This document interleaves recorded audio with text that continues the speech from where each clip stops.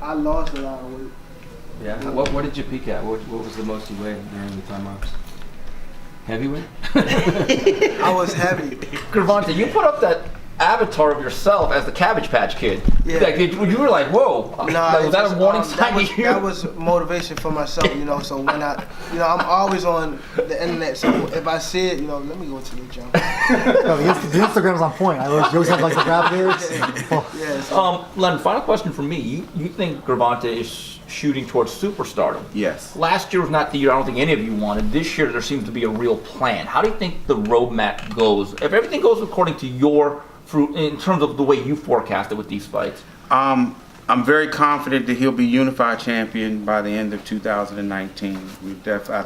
I feel very confident of that, and he's going to fight at least 3 times this year. We're getting started earlier, and that's what it's about. We have a plan. We've always had a plan. Mm-hmm. Just sometimes things get, and that's why I really wanted to address that. I mean, you've heard a certain promoter out there saying, "Oh, well, he needs to fight 3 times a year." Duh. It's just like, and I get it, because it's like you're trying to steal everybody else's fighters. But my thing is focus on your shit and what you got going on, and your fighters who are fighting over there on the dead zone, off TV. Don't worry about what Gervonta Davis has got going on. We know that he should have been fighting more. I mean, it doesn't take rocket science to figure that part out.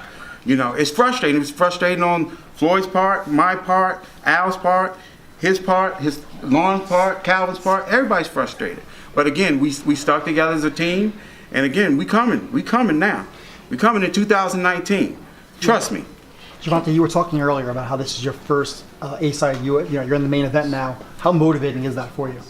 No, this is not your first main event in the U.S. First main event in the U.S.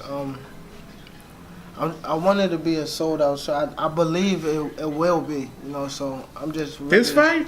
Yeah. Man, this thing can make me sold out here quick. Yeah, I'm quick.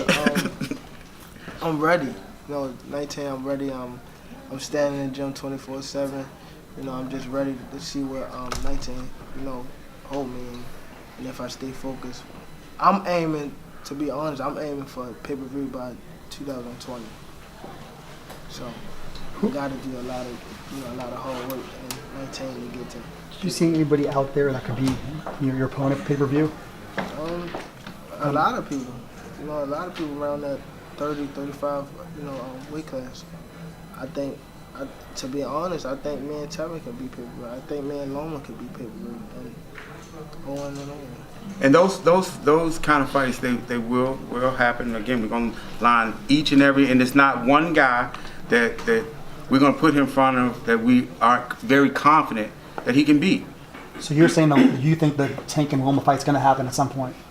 If he's continually doing his thing, of course, why not? I mean, because we're gonna do our thing. Why not? It's definitely, I think, and he's a phenomenal fighter. I have a great deal of respect for his fight game, but he can't beat Tank though. You don't think politics will stop it though? No, I don't think politics. I mean, I think anytime that you have big fights that can be made, and guys who have resonated with the casuals. And Tank has an unbelievable following. Yeah. And see, that's what I think, it can't be said enough. That's why I know for a fact that he will be the biggest star, because he has the ability to go out there and put on those dynamic performances. And see, we think outside of the sport, unlike a lot of other people. We think outside of the sport. That's how Floyd became the biggest star in this sport. We don't just look at it as boxing. The casuals. Again, I just mentioned to you about a 75-year-old guy from the gym talking about wanting to see him fight. And we know how to market him in that kind of way. And again, that's why he will be having these fights in these big sold-out arenas that will be fights that will be over in 2, 3, 4 rounds, no matter who he fights. And you're not going to knock out everybody, but what a lot of people don't understand is Tank just only isn't the biggest puncher in the sport. He's a tremendous boxer.